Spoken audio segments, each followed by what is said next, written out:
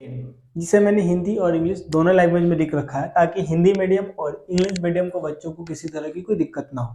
तो बढ़ते हैं हम क्वेश्चन नंबर 10 की ओर। कह रहा है two poles of equal heights are standing opposite each other on either side of the road which is 80 meter wide from a point between them on the road. The angle of elevation of the top of the poles are 60 degree and 30 degree respectively. Find the height of the pole and the distance of the point from the poles. कह रहा है एक 80 metre चौड़ी सड़क के दोनों ओर आमने सामने समान लंबाई वाले दो खंबे लगे हुए हैं। इन दोनों खंभों के बीच सड़क के एक बिंदु से खंभों के शिखर का उन्नयन कोण क्रमशः 60 डिग्री और 30 डिग्री है। तो खंभों की ऊंचाई और खंभों के बिंदु की दूरी ज्ञात कीजिए।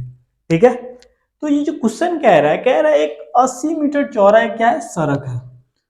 तो मान लीजिए सड़क है, ए बी सड़क है, यानी कि रोड है जो आपका 80 मीटर चौड़ा है और रोड के दोनों किनारे समान ऊंचाई के कितने समान ऊंचाई के दो खंभे हैं। ठीक है, तो अब इसे हम सी मान ले, इसे डी मान लेते हैं।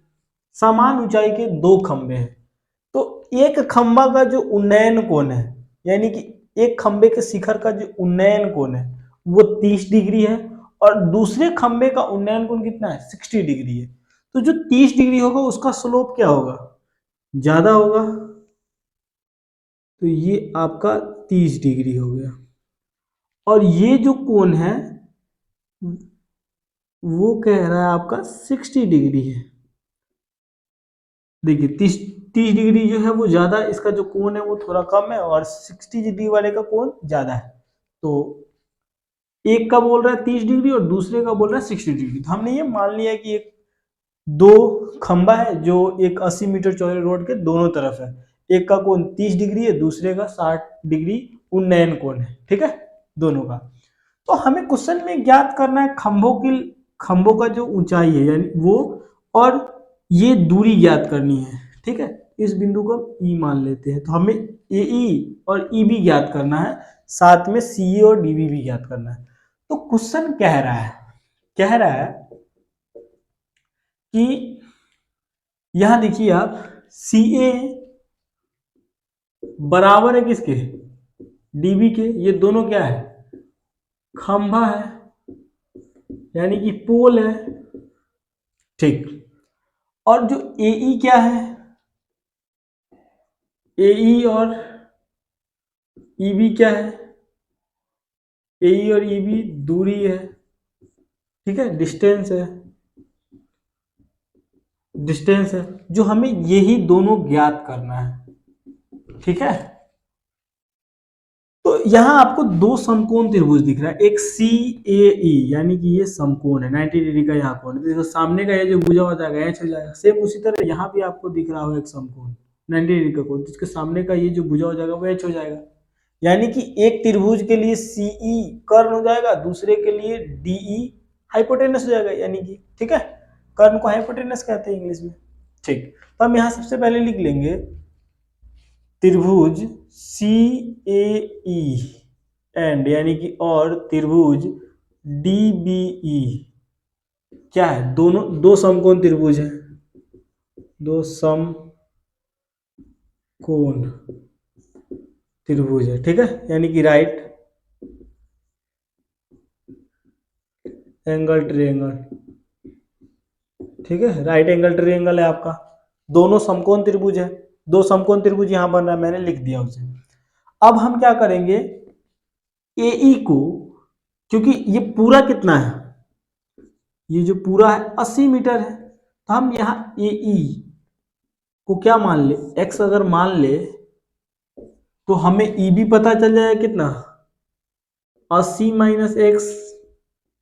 क्योंकि हमने क्या किया है, ए इक्वल टू एक्स मान लिया, तो ई बी इक्वल टू कितना हो जाएगा, पूरा 80 था तो 80 में से एक्स घटा लेंगे तो हो जाएगा, हमें ई बी पता चल जाएगा। तो अब यहाँ लिख लेंगे, क्या लिखेंगे, लेट ए इक्वल टू कितना एक्स, ये हमने माना है, यानी कि माना कि ए इक्वल टू एक्स। ठीक है, तो अब हम यहाँ क्या करेंगे, सबसे पहले त्रिभुज सी ए ई में चलेंगे, क्योंकि हमने इसको तो एक्स मान लिया है। तो इस कोण के लिए 30 डिग्री के लिए ये क्या हो जाएगा, पी का काम करेगा। तो ये पी हो गया यानी कि लंब हो गया, ये हाइपोटेनस यानी कर्ण हो गया, तो ये क्या हो जाएगा, बेस यानी कि आधार हो जाएगा, बी का काम करेगा।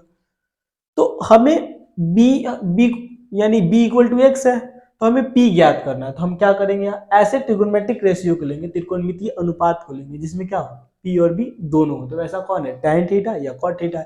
तो हम यहाँ tan थीटा को लेंगे, लिखेंगे त्रिभुज यानी कि इन ट्रायंगल सी ए ई, त्रिभुज सी ए ई में क्या हो जाएगा, tan theta equal to P by B होता है। तो पी क्या है इसके लिए, सी ए, और बी क्या है, ए ई, यही है ना। अच्छा, थीटा इक्वल टू कितना है, 30 डिग्री है, तो लिखेंगे tan 30 degree equal to C ए, तो हमें ज्ञात ही करना है, और ए ई को हमने एक्स माना था, तो ए ई के वैल्यू को हमने यहाँ रख दिया। tan 30 डिग्री इक्वल टू होता है 1/√3। ठीक है, अगर ट्रिगोनोमेट्रिक टेबल नहीं याद है तो आई बटन पे लिंक दिख रहा होगा, वहां से जाके आप वीडियो को देख लीजिएगा, जिससे आपको ट्रिगोनोमेट्रिक टेबल याद हो जाएगा। तो ये 1/√3 दिख रहा है आपको। अच्छा, और ये जो सी ए है आपका, तो सी ए ही रहेगा एक्स। तो यहाँ देखिए, तो जब यहाँ इक्वल टू है तो क्रॉस मल्टीप्लाई हो जाएगा, तो क्या हो जाएगा, X equal to C A root three, यानी सी ए इक्वल टू क्या हो गया, x/√3, C A equal to ये आ गया। तो इसे हम अगर इक्वेशन 1 मान लेते हैं, ठीक है, तो ये देखिए, तो हम यहाँ कैसे सॉल्व किया, सी ए था, इनटू में √3 था, तो इक्वल टू को इधर लाए हैं, तो बाई में हो जाएगा आपका √3। ठीक है, तो ये हो गया आपका। तो अब हम जो सॉल्व करेंगे, अब हम दूसरे त्रिभुज को लेंगे, and in triangle D B E, यानी कि त्रिभुज डी ई बी में, ये त्रिभुज का तो काम हो गया, अब इसी त्रिभुज से तो हम काम करेंगे। ठीक है, तो यहाँ लिखेंगे डी बी ई में, देखिए तो ये 60 डिग्री के सामने का जो भुजा हो जाएगा वो क्या हो जाएगा, पी हो जाएगा, क्योंकि ये तो एच है, ये पी हो गया, तो ये जो ई बी बचा वो क्या हो जाएगा, बी का काम करेगा। तो फिर हमें बी पता है कि 80 - x है, तो हमें पी तो ज्ञात करना है। एक चीज हम ये भी जानते हैं कि जो आपका सी ए होगा वही डी बी होगा। ठीक है, तो हमें यहाँ x का वैल्यू ज्ञात करना है एग्जैक्ट, तो हम इसलिए यहाँ पे b इक्वल टू हम फिर वही करेंगे। तो यहाँ लिखेंगे, हमें b पता है, p ज्ञात करना, तो ट्रिगोनोमेट्रिक रेशियो हम क्या लेंगे, यानी कि त्रिकोणमितीय अनुपात tan लेंगे। तो लिखेंगे tan थीटा इक्वल टू, तो इस कोण के लिए db क्या हो जाएगा, p का काम करेगा, और eb b का काम करेगा।